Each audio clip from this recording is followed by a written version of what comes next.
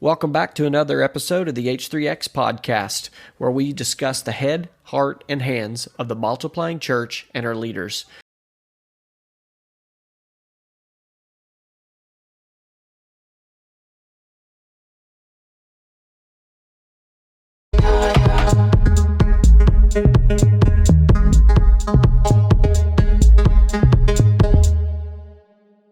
Well, Kyle, you kicked us off on the original conversation about what a strategy coordinator is, and really kind of pushed the conversation down the road as the watchmaker, the taskmaster behind the man behind the curtain there at DFW at the training. So when we jump into the discussion on target, what are the things that are most helpful for an SC strategy coordinator to kind of understand when it comes to the T of target? The first T is target. And that answers, or we're looking for the answer, what is success? And we can break up our target using a handy dandy acronym called EARL PEG, URLPEG. And that's in order from macro to micro. U stands for urban center, R stands for religious block, L stands for language, P stands for people group, E stands for engagement status, and G stands for geography. So if you notice it begins and ends with geography. And as we're looking at targets in a geographic area or an urban center, we want to identify down to the smallest target area so we can begin to get started and move forward with the missionary task. So to give an example of that, the U in urban center, let's say for Dallas-Fort Worth, there's 7.2 million people, there's 400 languages spoken, there's 5.5 million lost people. How do we chop that up? How do we know where to spend our time and where to mobilize? Urban center being Dallas-Fort Worth, let's say R, we're going to take Muslims, religious block. So we have Muslims in Dallas-Fort Worth. Then we have to break down Muslims into language. So let's say Arab Muslims. So we have Dallas-Fort Worth, religious blocks being Muslims, language being Arabs, and let's say people groups. So there's a lot of Arab people groups. So let's say Jordanian Arabs. Okay, so we've got Jordanian Arabs in Dallas-Fort Worth, and we want to see what the engagement status is of those people. Where are they in relation to being engaged, reached? Where is the progress related to seeing local ownership of the core missionary task among Jordanians in the world, but also in Dallas-Fort Worth? And so that will help us prioritize what we need to do and how much of a priority this people group is. And we also want to know where they live. So let's say, for example, there's a lot of Arabs, Jordanian Arabs that live in the Richardson area. So if I'm going to focus as a strategy coordinator, or I want to put together targets as a strategy coordinator for that specific target group, I want to mobilize and begin working in a specific geography, being Richardson in the urban center of Dallas-Fort Worth. So that helps give me a little bit of a process and a little bit of a way of thinking towards prioritization, and also what do I do with these people once we've identified who they are, where they are, and how high they are on the priority list. So that's kind of how we're thinking about target and what is success among those people group. Among that people group, we want to see local ownership of the core missionary task. We want to see Jordanians, church planting among Jordanians with a vision to reach outside of themselves, even into maybe other Arab-speaking unreached people groups, or people groups that live near them in geography, etc. So taking on that task themselves. Yeah, so what's a real practical way from maybe you, Bud, or Will, either one, of how that EARL PEG is really played out in kind of a practical situation? Kyle's given us an example of how he can narrow down the Jordanians in the DFW area. Either one of you guys speak to how that's kind of played out practically for y'all. Yeah, I think the letters EARL PEG sometimes, because I think my follow-up question is always, okay, what do you do when that doesn't work? Because like that doesn't work in every situation.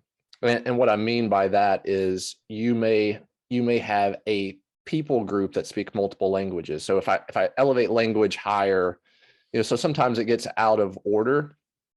So I would say just thinking sometimes when that doesn't flesh out the way you would hope from macro to micro, sometimes you have to rearrange the order.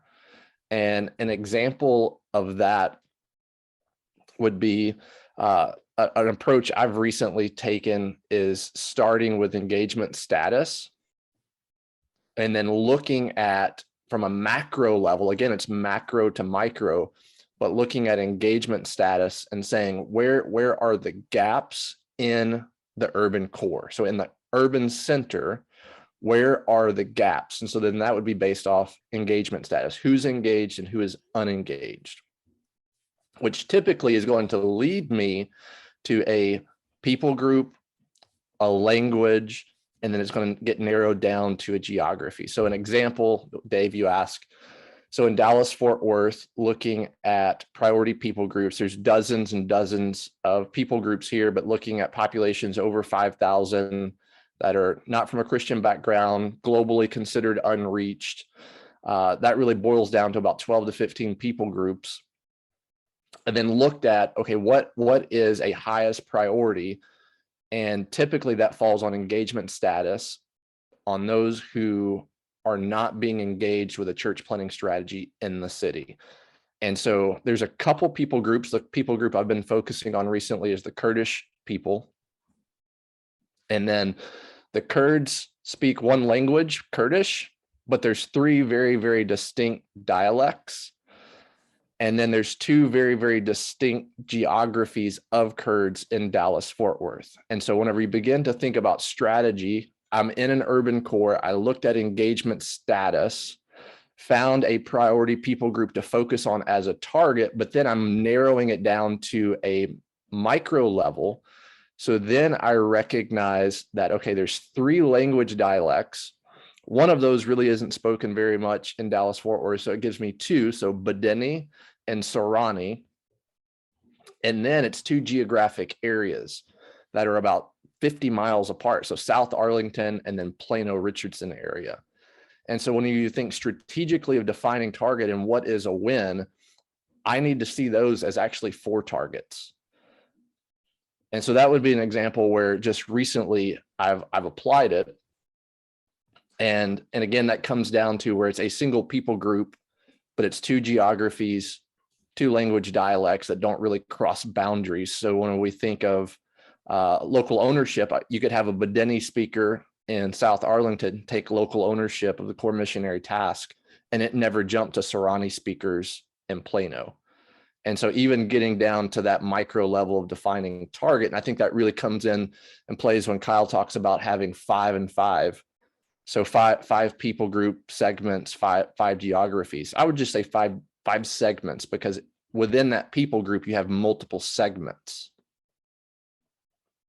So if I'm here and I've been in the missions world and I've listened to research, and we have the blessing of like Will being here, who's like our hot coal.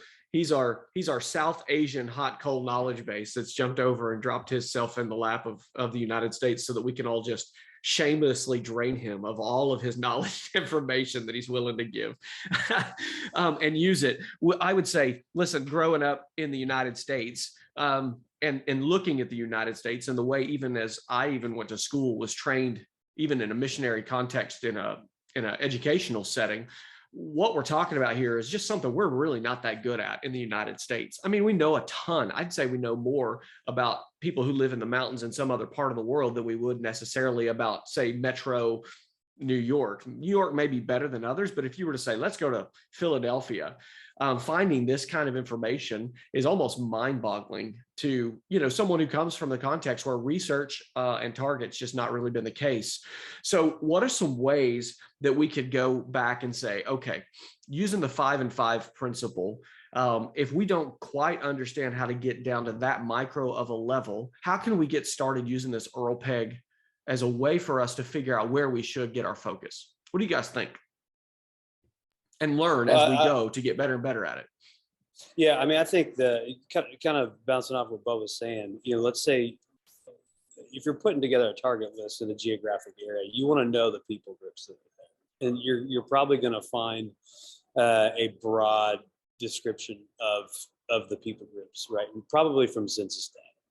So that's probably going to be your first start. And when, let's say, for example, let's use the Kurds, for example, you're going to find Iraqis or Kurds. Well, through your own research, you're going to find out that there's multiple language groups among the Kurds. So you're using that EARL PEG basically is a broad way to start. So you're starting with the information that you have, and then you're breaking it down. Okay, let's break down. Okay, we have Kurds. Okay, great. Oh, well, there's like 4 languages spoken among Kurds. Okay, so that breaks it down even further. Okay, what's the engagement status of each of those groups? So you're taking that high level people group, but then you're also, okay, religious bloc, people group, language, right? So I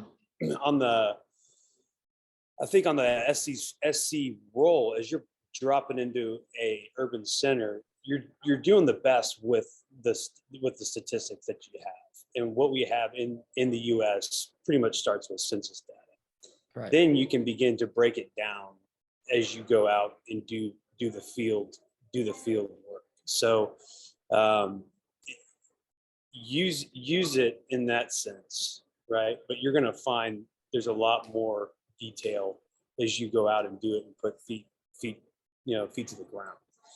I mean, eventually you're going to have to smell it, and taste it, and touch it, and see it. I mean, you got to get your boots on the ground and be with the people in order to really understand what's going on the street level. So I think we've chatted about this before in the past as we've hung out with each other, but you can't complete the work by sitting behind a computer screen and deciding who all is functioning in your city. I mean, you got to get down to at least a first name, someone, out there where the name of the mom, the dad, and the kids eventually has got to be something that you're going to go after, because at the end of the day, our goal is people. People's the task, right?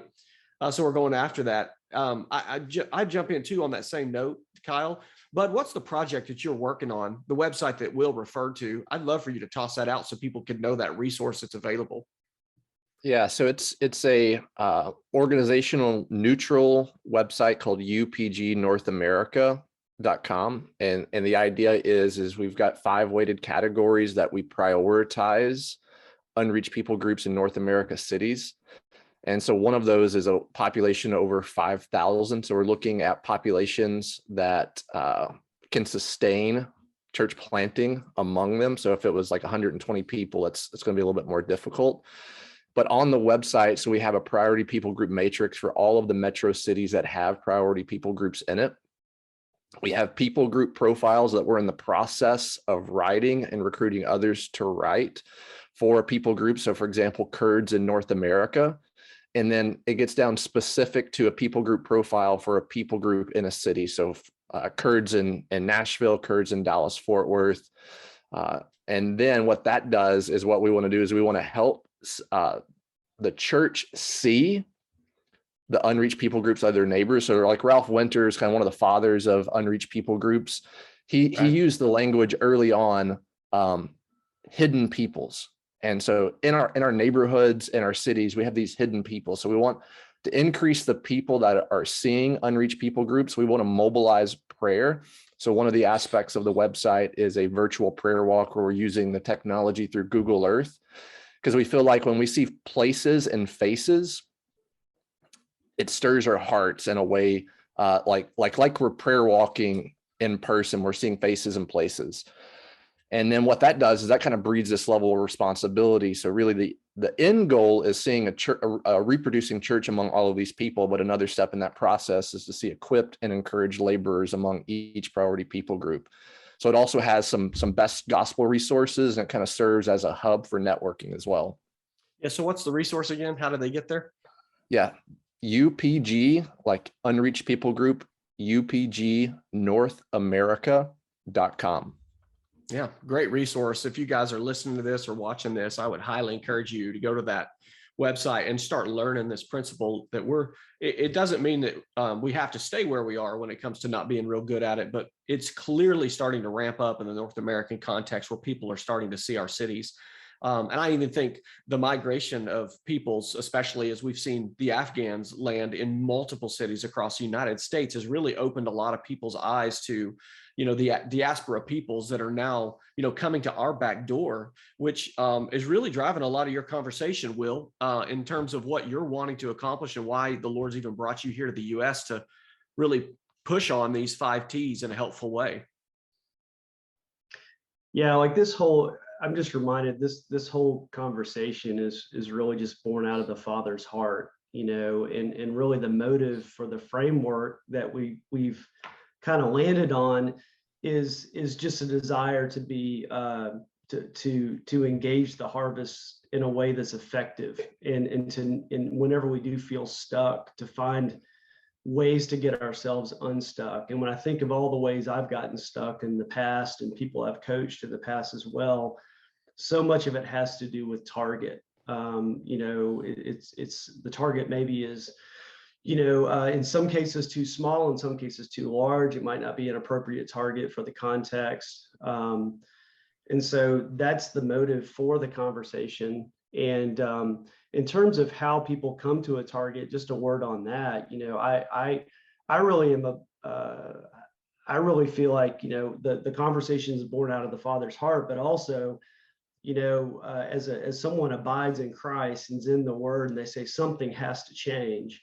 A lot of times they don't start with a people group list. They start with the neighbors who moved in across the street, and they realize that God loves the nations. How do I engage that neighbor? And a lot of times it starts there, and then eventually it turns into, where are the gaps? Where are the others of this people group? And so, in some ways, we can create our own research. As we coach people and they report on what's happening around them. Some of the best research is yet to be written. And I think, we have an amazing opportunity, all of us on this call, to serve people that are pursuing that. And so as we do things like we take notes on what they're going after, we can make note of that.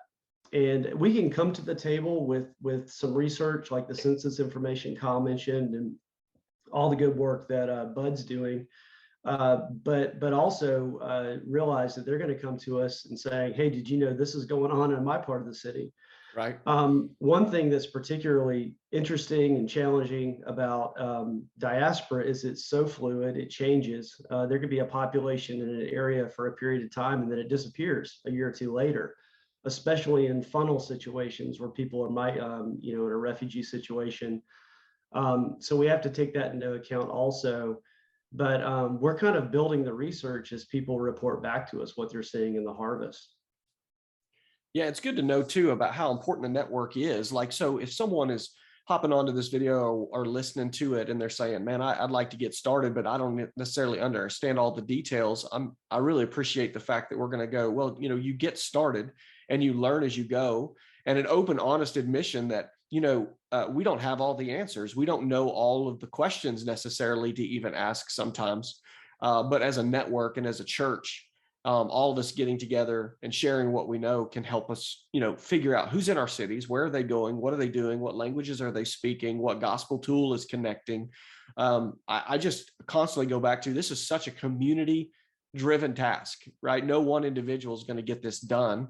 Kyle, quick question for you.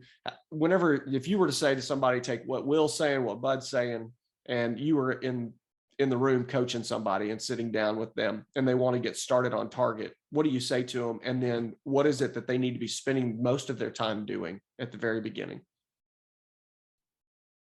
Well, I mean, if I was coaching them, I would certainly help them go look for the information on the census data. So, wherever they are, whatever their geographic area that they're going to focus on, whether it be, well, I'm kind of thinking in terms of large geographic areas. So let's say, for example, a city of 200,000 people. You want to go to the census data and figure out how are the people groups and how is the city broken up related to languages spoken at home. And that's, to me, the best way to really start breaking it up. And then I would want to get out into the harvest with those people. So we want to get into those communities and begin to ask questions and begin to learn from the people groups themselves. That's probably the best research that you could do. So just having that broad idea of who's there and where they might be congregating, whether that be restaurants or markets, just getting out and doing your own research, getting first names of people, as we talked about many times. If you don't know the first name of somebody, it's probably not a good target for you. Let's get out. Let's get some first names. Let's begin to learn from the people themselves. Let's ask some questions about where they're from, what they like to eat, what their families like. Get into their homes as quickly as possible, and just learn that way as a practitioner, as opposed to trying to do it all virtually. That would be my suggestion. One of the tools that we kind of use in Oklahoma City is when we took that advice for you, where we found what were the 5 major census areas, the top 5 that had the most homes that didn't speak English as their main language. And we, for the sake of work in Oklahoma City, there's a lot of Hispanic work going on. So we also took out Spanish and English and found the top 5, census areas in Oklahoma City that didn't speak Spanish or English in the home. And then we just went and started praying. And so as an example, we took a month to go pray through one of those particular census areas. And in the first week, every morning before the sun come up and every night after the sun went down, we just went and prayed around the entire perimeter. I mean, we just walked around the entirety of the neighborhood that was the most, the one that fit us the most there. And as we walked around that first week, then the second week, we started walking through all the streets. And so as we walked down the streets, anybody that made eye contact with us, we just, walked up and said, "Hey, we're praying for the neighborhood. Could we pray for you?" And we just made notes of where they lived and who they were. And then the third week, we just intentionally went back to those homes and had bottles of water, glasses of tea, other drinks that I wasn't really sure what it was, but we sat down and we had it with them. And if we got an opportunity, we shared a Bible story, but we made notes during that time throughout the week. What language did they speak? What is their home country? What religion did they say that they were from or that they talked about the most? And then we made a plan for the final week of, do we need interpreters? If we're going to go back and really share with them, if we're doing all our interpretation through a 4-year-old or a 5-year-old, we might need somebody who is going to be a little bit more capable of doing that to get the information for us. And then eventually what we started to do is that we'd still go through every single time we go in the neighborhood, we'd go through the street and we would pray just openly, whatever the Spirit laid on our hearts. We would pray or we'd take a scripture and just have a scripture that was there. But we made a note to make sure that every single door in that community was knocked on eventually. And so sometimes we would stop because we'd be in a home and that home would open up and we'd be there 2 to 3 times a week, and that would last maybe 3 or 4 weeks. And then when that's maybe slowed down or we got more of a rhythm with that particular home with maybe a Bible storying time, then we would go and start trying to get into another home or recruit people to come and help us or find translators and then be able to delegate or entrust some people with some of the work that they didn't know existed. And we started to see partners come into play. We started to see churches that would ask to be a part of it and do simple things like even a soccer camp that we did in the middle of it, an English club that we started in the middle of it. And all of that just really began doing exactly what you said. We just found that census area. We went and hit the streets. We met the people, ate their food, drank their drinks, and then just asked the Lord to open up doors. And out of 72 homes in one particular subdivision, there were 2 that were people who were white and spoke English. We ended up finding, 14 different languages in 72 homes. We found people from all over the world. And it was for us, it was a Habitat for Humanity community where refugees who had been in Oklahoma City for anywhere from 4 to 6 years had kind of gotten a little established. It was time to move out of apartment life with their homes, had moved out and had gotten into Habitat for Humanity homes. And so we found a launch pad. And from there, you just kind of tracked relationships. But we didn't do it just to, track relationships. Like the really good friends live in that neighborhood now, right? Where we get messages on Facebook Messenger about a birthday or about a wedding or about whatever of people that we worked with. And, I didn't really know what I was doing very well. EARL PEG was not something I had learned yet. I wish I'd have had it way before we did all of that. But looking back now, I'm like, this is such a helpful tool to understand how to, pick an area to get started. Any last thoughts when it comes to target for the T of what target means in training and learning and getting started as an SC? Right.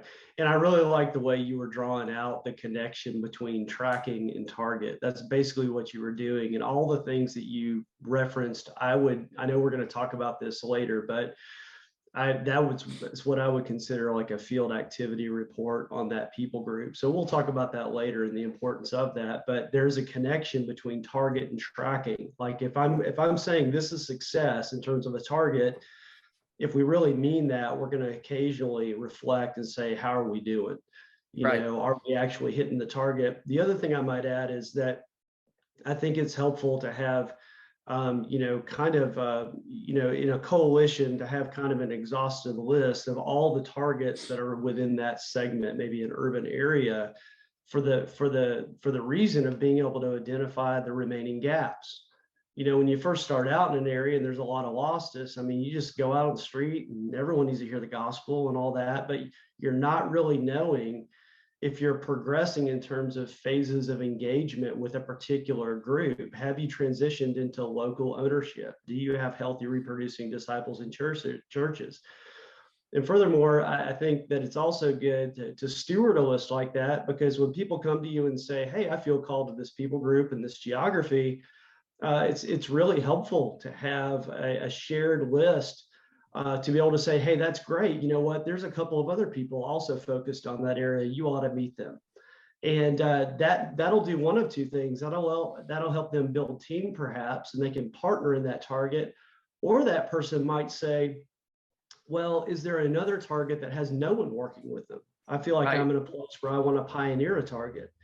So if we don't steward, again, I'm talking about tracking now. I'm talking about the relationship between target and tracking. Without that corresponding tracking, we're not able to answer those questions and mobilize people into the gaps. Yeah, that's so good. And I had no idea. We were just out there giving it a shot. And so I'm always constantly coming back and saying, hey, even if sometimes it's about just trying, but learn as you go. Don't just try and hope for the best, right?